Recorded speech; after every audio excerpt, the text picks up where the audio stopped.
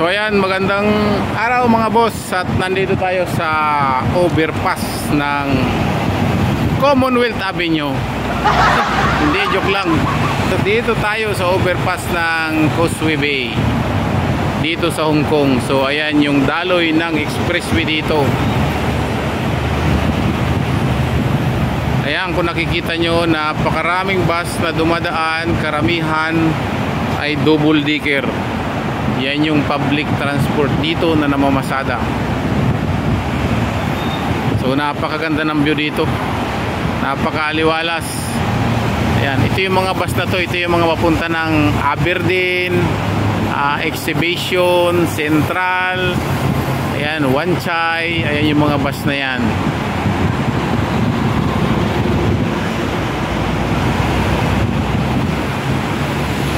Exhibition Center, ayan, Wipo.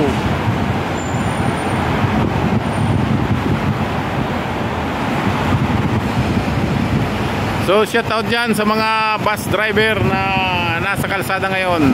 Sana manood kayo ng aking YouTube lagi.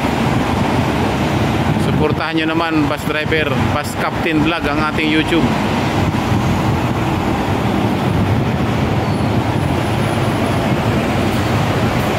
So sa video ko, isinishare ko lang yung expressway dito sa Hong Kong. Ayan, KMB, kulay pula, biyaheng not in service. Ito 619, biyaheng Central.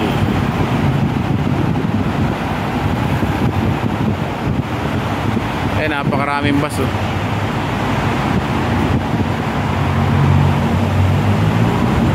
Talaga ang sasakyan dito, bihira ka makakita ng nagsisingit. Nakalinya talaga yan. Ayan, kung napapansin mo yung guhit, ayan, yung guhit sa kalsada kailangan sundin. Napakahirap kumuha ng lisensya rito. Ayan, may mga iila na nagsisingit. Ayan, kasi broken pa naman yung linya niya. Kailangan pwede pa siya sumingit. Pero after that, itong ano na to, itong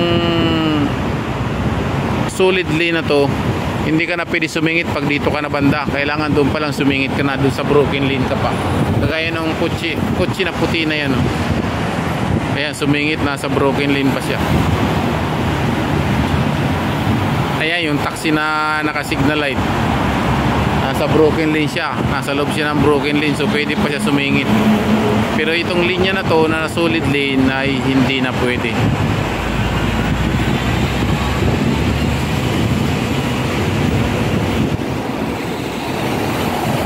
So ayan, ang expressway dito sa Causeway Bay area, ito yun.